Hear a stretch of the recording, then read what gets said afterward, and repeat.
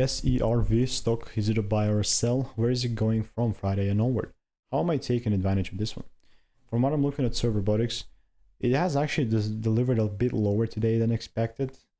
I mean, I was not even expecting anything. You can see my broader picture. We're still shivering around the exact demand. Pretty much break even from where we previously got in.